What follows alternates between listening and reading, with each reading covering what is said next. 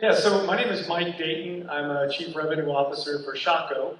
We've got a couple of my colleagues, including the co-founder and CEO, Alex, back there. We are a mobile app design agency. We build experiences through mobile apps for sports entertainment brands, for grocery, financial services, a really broad spectrum of industries. So, and we've been participating in brand innovators events for quite some time.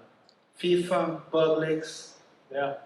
Yeah, quite a few others. Yeah, and if you like the PGA app and how it performs, you can thank us. Awesome.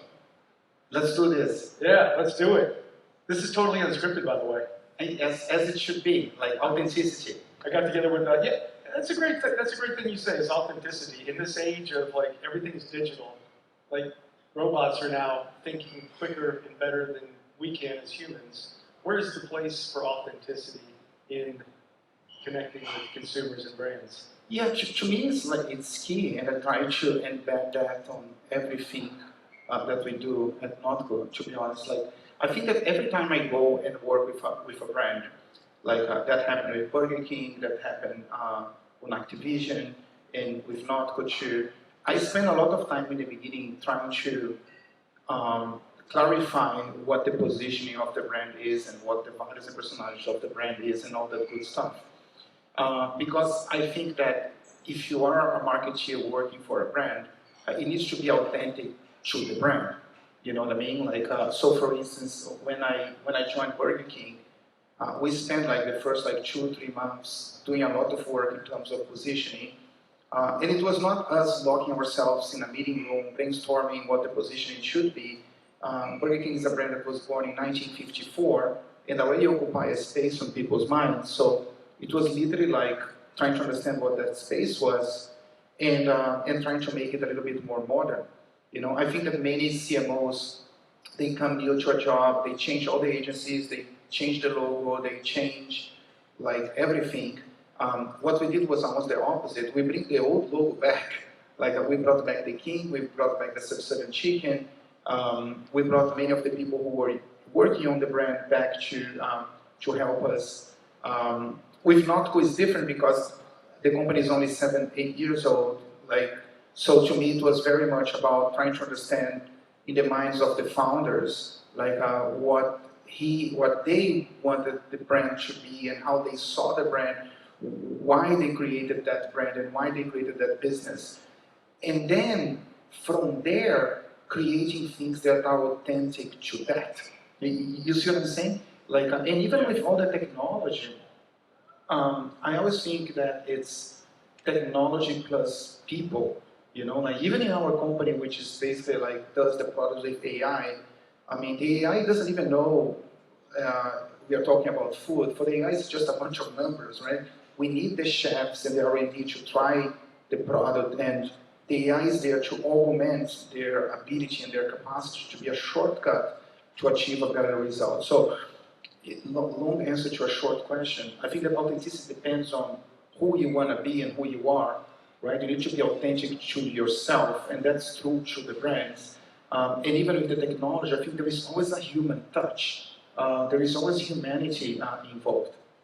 I think that's a great perspective, and there's, you know, it's interesting to see kind of the convergence of brand marketing and technology, and how we're both actually looking to connect with people still. Like we deal with software, with code, but we also deal with designers. So we're kind of like, I guess, sexy nerds, if you will, right? And, yeah. But it's all about. It's not technology for technology's sake. It's not, as we were talking about earlier, the solution running around looking for a problem to solve. It's how do you actually make that connection using technology such that we were talking about the Uber app. You don't even realize, you can't tell somebody how the Uber app works because you just use it and it's very intuitive and natural. And the best technology is the technology that doesn't get in the way of that human experience. It's funny you say that. Like I was having a chat with Ajit. Ajit is our VP of AI. I mean, the CV of the guy is like, he used to work for NASA and Yahoo, and like, it's just insane. And I asked him, like, and he's one of the key people working on the development of Giuseppe, which is our AI. And I asked him, like, hey, what is the hardest part? You know, and I thought that the answer would be something about coding or an algorithm or like something like that. And he said, oh, the hardest part is the psychology and the mix with the UI to make sure people use what we are creating. You know what I mean? And I never thought about that. You know, like, because like, for instance, if imagine you are creating an AI that is going to help develop R&D and the food and the recipes, like, the human nature is, if I'm a chef, I will fucking hate that thing, you know, because it's going to replace me and like the artistry of developing food and all that good stuff. So the R&D team is never going to use that, and it's going to be dead before it's even born, you know. So the biggest challenge for him was, how can I make sure that these people understand that this thing is here not to replace them but to help them, and how can we create a platform that will be fluid with how they work. It's almost like it doesn't get in the way. It's not an extra step. So there was a lot of psychology involved. You know, he built a whole team of UI and psychology to help the adoption of that specific method of like developing products, which shows the importance, right? I mean, of people, and it's not just technology alone. Yeah, well, you know, speaking of people, there's been a lot of talk about culture here. We were talking earlier today about the expectations, generational expectations of technology, right? Digital natives, and your kids trying to use the television as a touchscreen, slapping, getting fingerprints on the screen because that's what they grow up expecting. Yeah. Whereas, you know, you and I grew up, we didn't have that remote control. We were the remote control. We went up to the TV because our dad said, "Go change the channel," and we'd do this. Yeah, you'll have to YouTube it, some of you, to know what we're talking about. Yes. But so how do you meet that need as well? There's a generational aspect to it as well. Yeah, look, I mean, I was telling Mike before the fireside chat here that I have a large TV on the living room because I love to watch soccer, and it's just better in a large TV. And I have a bunch of kids. I have like 4 kids, 1 more coming. I promise it's the last one. And my 4-year-old, he goes to the TV and he slaps the TV on the bottom right when the skip button appears. We are watching YouTube. Like, he loves watching films about mouse and Minecraft and all that stuff. And I honestly go to my house, the TV is off, so it's a black screen full of fingerprints and hands, like on the bottom right-hand corner, and which shows like the expectation, right? This new generation is already like, my 4-year-old is better with an iPad than at talking. Really, like, it's crazy. And by the way, we don't allow him to play with iPad. I don't even know how he managed to do that. And I think, like, look, I mean, when I think about TikTok, for instance, just as an example, and I look at the guys that are super hot influencers, many of them, I don't find them funny at all. You know what I mean? Like, and the things I find funny, the kids of my friends don't find it funny at all. So I think that what I try to do on my teams is to, and it's part of like having diversity, like I try to have people who think differently than I do, who come from a different background, who were maybe born in a completely different country like I was, who have a different age, you know what I mean, who can understand that stuff, you know, and I think that having a diverse team in every single variable you can think of, and having a culture, back to your point, that listens to what different people have to say, and hopefully they'll be saying different things, is essential, you know, because like I cannot cope with, like, my 8-year-old loves watching Minecraft. He doesn't play. I tell him, dude, do you realize that we do have Minecraft, right? And he doesn't play. He just likes watching. And I cannot even understand what's fucking going on in the video. And he laughs, and I'm like, what the fuck is going on? Like, I don't understand. Like, and he's laughing, and he knows the influencers. Like, I can try to study that, but it's humanly impossible for you to study every single thing that's working around the world. So you'll be better off by building a team that can, assembling a team that can cover, right? I mean, all those aspects. So we talked about, I don't know, Alex and I were taking bets and we're going to have a drinking game based on how many times people said AI today. So I think we're going to do quite a few shots of tequila tonight. And I may just skip tomorrow. But, what is the right place? Where do you see AI taking or overtaking or fitting into the creative process? Yes, it's funny because 2 years ago, when I was on Activision, no one was talking about AI and everyone was talking about the metaverse, which is very different, okay? Like on metaverse, I couldn't see an application. It was very hot, but I couldn't see a proper application. We were talking about that before. Like I remember people coming to me, friends saying like, hey, I work on a bank and we are trying to open our branch into the metaverse. And I'm like, why the fuck you want to do that? I don't want to go to your bank in real life.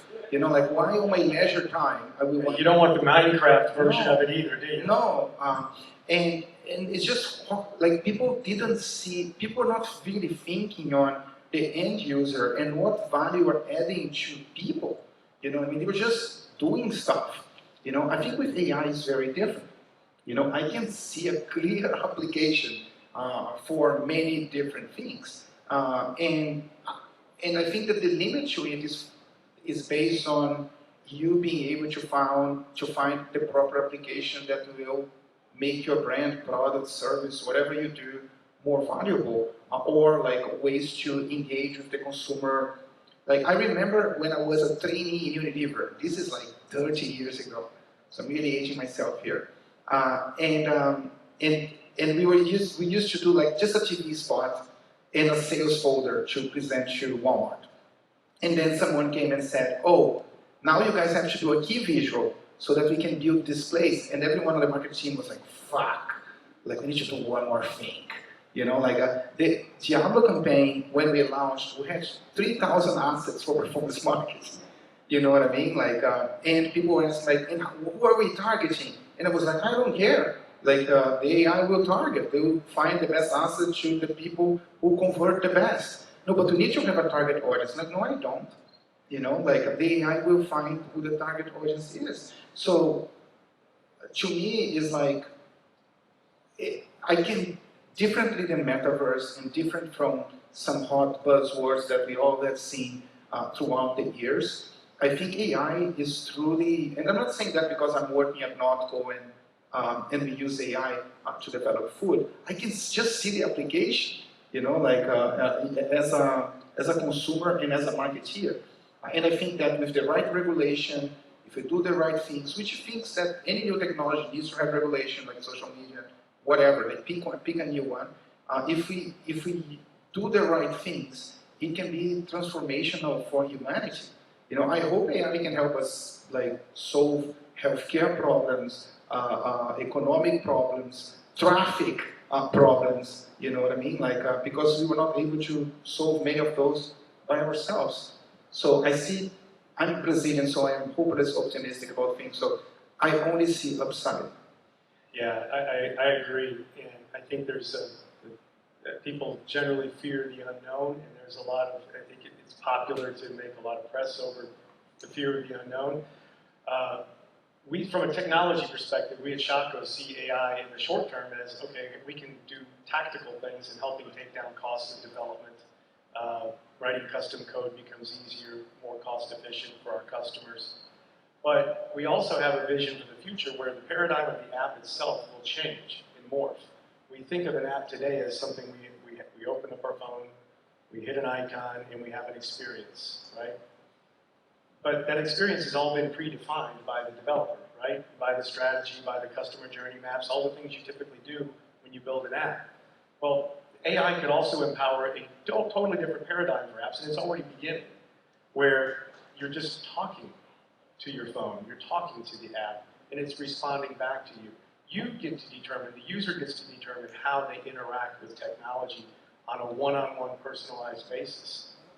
So we think it has the potential to revolutionize not just finding answers quick, connecting the right protein recipes to make not mayo taste just like mayo, which I think is an amazing thing you guys are doing at NotCo, right? Because if you can accelerate the development of a product like that, doing advanced protein recipes to map to flavors, just like pharmaceutical companies are doing to develop vaccines, and medicines at a rapid pace.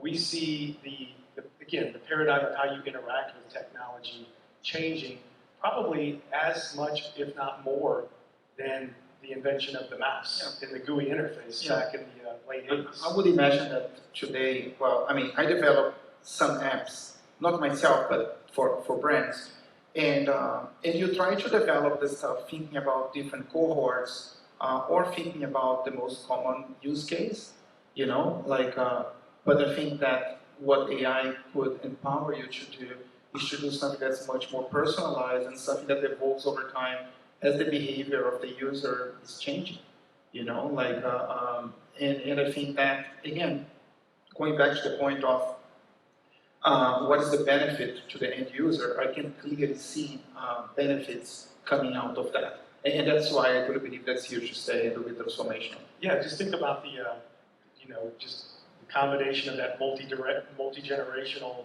expectation question we had about digital engagement with AI. AI is relatively new today, but what happens when it follows you, over 20 years, over a generation? What does it learn about you and how you like to interact with technology?